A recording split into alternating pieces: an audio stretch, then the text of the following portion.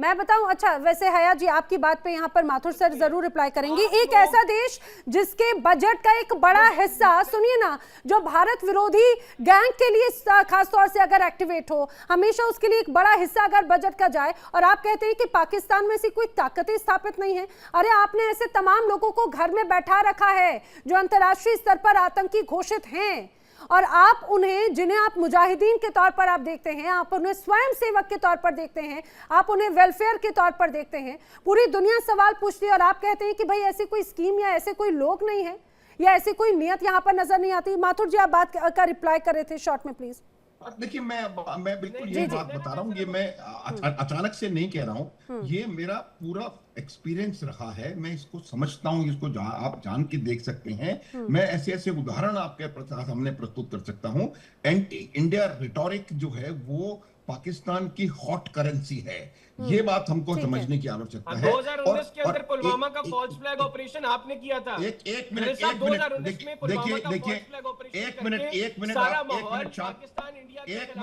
आप मैं जब आप बोल रहे थे मैंने कुछ नहीं कहा। नैना, मैं आपको क्लैरिफाई कर देता हूं। वो जो वीडियो है, जो इंटरव्यू है एक एयर मार्शल का पाकिस्तान के, और जिसमें उन्होंने कहा था क्लियरली, अंतरराष्ट्रीय मीडिया के सामने क्लियरली कहा था कि we displayed tactical brilliance in Pulwama, we displayed tactical brilliance in Pulwama. इसका मतलब क्या है आप ये अंदाजा लगा सकती हैं। देखिए, इसमें कोई संदेह नहीं है। एक सेकंड और, जब कसाब साहब जब पकड़े गए थे, कसाब जब पकड़ा गया था बॉम्बे के हमलों के बाद, तो कसाब के परिवार से पाकिस्तान के मीडिया ने बात करके उसका इंटरव्यू दिखाया है। कसाब के परिवार ने से इंटरव्यू, तो ये आप इसमें कोई संदेह नहीं है कि बना रहे हैं। अरे हैदर हयात, मुझे एक बात बताइए, आपको बड़े, अब यहाँ पर अगर सुनिए ना, बड़े अच्छे रिश्ते स्थापित होने की बात है। क्या आपके जो 61 लोग हैं, आपकी तरफ से जो 55 लोग हैं, चलिए हिंदुस्तानियों को तो आप हमेशा कभी उस रूप में देखते नहीं हैं। भारत की तरफ, भारतीय बड़े भोले होते हैं, वो हमेशा शांति की बात करते हैं। हिंदुस्तान ने कभी भी खून बहाने की बात नहीं कही, जिस तरह से आपकी तरफ से धमकियां दी गई। क्या आपकी तरफ से बलूचिस्तान, खैबर पख्तूनख्वा, पीओके में जो हो रहा है, क्या उस पर कभी अपने देश के प्रधानमंत्री या सेना को पत्र लिखा गया? क्या नहीं लिखा गया? वेल, मैं जल्दी से इसी पर एक बड़ी प्रतिक्रिया लेना चाह रही हूं यहां पर हिमांशी जी से। हिमांशी जी, खैर ठीक है, सबसे महत्वपूर्ण बात हमारे यहाँ तो हम हमेशा से ही देखते हैं, पाकिस्तान की तो नियत ही रहती है हमेशा विक्टिम कार्ड खेलने की, हमेशा खुद आतंकी हमलों पर बढ़ावा दे और ये कहे कि भाई मैं तो पीड़ित हूं। जब पानी बंद कर दिया तो उसके बाद में अब उनको भारत के साथ में स्थापित करने के, अच्छे रिश्तों को स्थापित करने की याद आती है। लेकिन महबूबा मुफ्ती, वो तो खुद आतंकवाद की बड़ी पीड़ित रही हैं, उनके परिवार पीड़ित रहा है, उनकी बहन को अगवा किया गया था पाकिस्तान प्रायोजित आतंकवादियों के माध्यम से, फिर भी इतना प्रेम क्यों नजर आता है उन्हें? नमस्कार, जय हिंद। देखिए, हर घर में विभीषण होते हैं और इसीलिए कभी भी आप विभीषण का मंदिर नहीं देखेंगे, उन्हें पूजा नहीं जाता है। अगर हम 1947 से शुरू करें तो चाहे ट्राइबल इन्वेजन की बात करें, उसके बाद 1989 जम्मू कश्मीर का उग्रवाद ले, जिसमें 5 लाख से अधिक कश्मीरी पंडित विस्थापित हुए थे, उनका दर्द किसी ने देखा है? बिल्कुल। 71 में 93,000 सोल्जर्स आपने पाकिस्तान को वापस किए और आपके मिशन 54 आज तक आपको पता नहीं है कहां है। आप श्रीमती दमयंती तांबे के सामने जाके उनको जवाब दे सकते हैं, जो आज तक अपने पति को ढूंढ रही है। आप उनके सामने खड़े हो सकते हैं? आप क्या बात करते हैं? देखिए, ये दोगलापन है, ये देशद्रोह है, ये राष्ट्रद्रोह है जब आप इस तरह की बातें करते हैं। Pakistan is very clear, it only talks in black and white. ये जो ग्रे जोन आपको दिखती है, ये हम लोगों के खून में दिखती है। क्यों दिखती है? क्योंकि हम दरियादिली दिखाना चाहते हैं और हम दरियादिल बनते हैं। इसीलिए आपने चाहे शिमला समझौता किया हो, चाहे आपने IWT में हस्ताक्षर किए हो, जब आपने दिल खोल के उनको 80% पानी दे दिया और 20% अपने लोगों के लिए रखा, और आपने उसमें जिस तरह की कवायदें होनी थी, उस तरह की कवायदें, उस तरह के कंडीशंस नहीं लगाए। भारत पाकिस्तान पे अगर हम बाढ़ बनाने की कोशिश करते हैं तो हम क्यों करते हैं? क्योंकि हमें पता है कि जो प्रायोजित आतंकवाद है वो हमारी तरफ आ रहा है, ना कि उनकी तरफ। वो तो कभी बाढ़ बनाने की बात नहीं करते, वो नहीं कहते कि हमें फेंसिंग करनी है, क्योंकि उनकी तरफ से ड्रग्स की तस्करी होती है, उनकी तरफ से लोग हमारे यहाँ आते हैं, उनकी तरफ से वेपन हमारे यहाँ आते हैं, आतंकवाद हमारे यहाँ भेजा जाता है। और प्रायोजित आतंकवाद में न सिर्फ ट्रेनिंग दी जा रही है बल्कि फंडिंग भी लगातार हो रही है।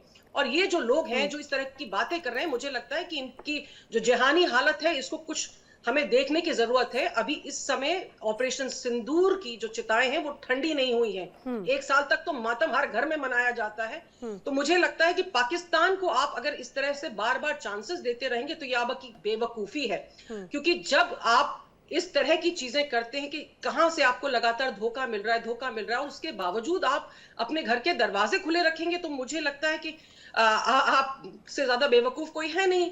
और आप क्या कहती है कि महबूबा मुफ्ती जो इस तरह की बातें कर रही हैं, क्या उन्होंने क्या देखा है? क्या उनके घर से किसी ने वीरगति को प्राप्त किया है? सिर्फ एक अबडक्शन ही हुआ था ना, उससे ज्यादा तो कुछ नहीं हुआ था। जिस घर में चूल्हे जलने बंद हो जाते हैं, जहां पे सैनिक शहीद होते हैं, आप दिल्ली आके देखिए जहां पर हमारा शहीद स्मारक है, 14,000 से ज्यादा लोग सिर्फ आतंकवाद की वजह से मारे गए हैं। हमारे फौजी कब तक शहादतें देंगे? हमारे पुलिस वाले कब तक शहादतें देंगे?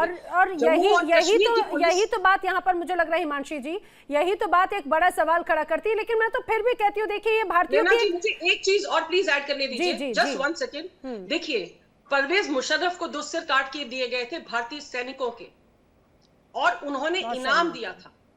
तो जब आपकी तरफ से इस तरह की बर्बरता को वो आप पुरस्कार से सम्मानित करते हैं, तो मुझे लगता है इन सब लोगों को अपने गिरेबान में झांक कर देखने की जरूरत है कि पाकिस्तान के साथ हैं, भारत के साथ हैं। ओवर टू यू नैना जी। ठीक है, मैं वही बात एक तरह से कहना चाह रही थी कि जिस रूप में यहाँ पर परिस्थितियां यहाँ पर नजर आती हैं, एक अलग तरह से भ्रम की स्थिति, इल्यूजन क्रिएट करने की कोशिश की जा रही है। आखिर किस पर भरोसा किया जाए? लेकिन भारतीयों का तो दिल हमेशा बड़ा होता है, वो शांति स्थापित करने की बात करते हैं। लेकिन हैदर हयात खान जी, इसी पर एक शॉर्ट रिएक्शन में लेना चाह रही हूँ।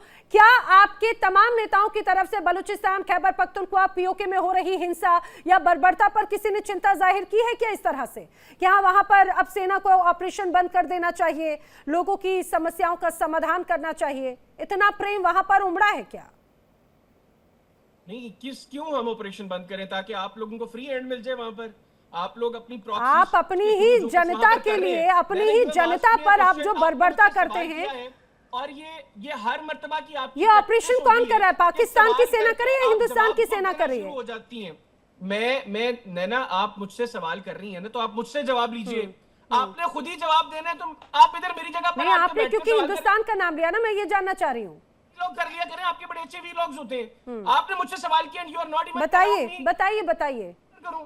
अब मैं यही बता रहा हूँ, क्यों हम अपनी फौज को कहें कि बलूचिस्तान के अंदर और खैबर पख्तूनख्वा के अंदर जो आपकी फैलाई हुई दहशतगर्दी है, जो आपके स्पॉन्सर्ड टेररिस्ट हैं, उनके खिलाफ ऑपरेशन बंद करें। हम तो करेंगे, और आप लोगों को इबरतनाक शिकस्त माजी में दी है, यहाँ पर भी दे रहे हैं, आगे भी देते रहेंगे। और आपने मेरे पहले सवाल के जवाब में मुझे इंटरप्ट किया। आप अपनी जनता का खून बहा रहे हैं।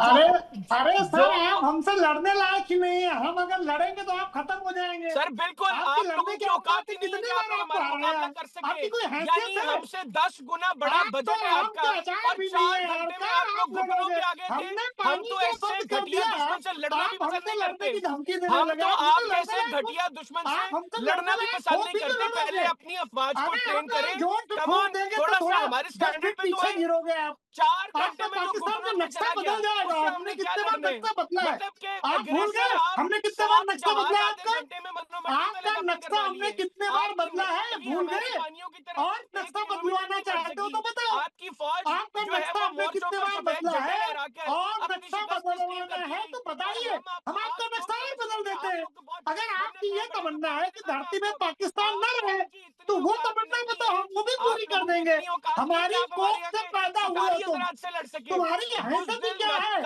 हमारी कोख से पैदा हुए हो यार, और आप लोग हम तुम्हारे बाप हैं। पहले थोड़ा सा, अरे हम तुम्हारे पूरे देश के बाप हैं। अपनी ट्रेनिंग करें, उसके बाद ताकि हमें भी जंग का मजा आए। ऐसे डरपोक फौज से हमें लड़ने का कोई मजा नहीं है। अरे आपके अब्बा जान है सर, आपके अब्बा जान हमारी कोख से पैदा हो तुम। अपने शनाख्ती कार्ड पे देखो, तुम्हारे वालिद की जगह हैदर हयात खान का नाम होगा।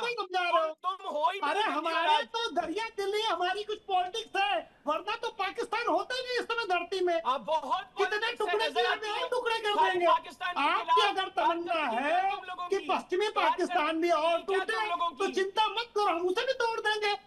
आपकी कोई हैसियत नहीं है, हमारी दरिया दिली में जिंदा हो। देखिए इंडिया डेली 24/7 अब आपके स्मार्ट टीवी पर। इंडिया डेली मौजूद है सभी डिजिटल प्लेटफॉर्म पर लाइव और लगातार। इंडिया डेली 24/7 हर दिन राष्ट्र को समर्पित।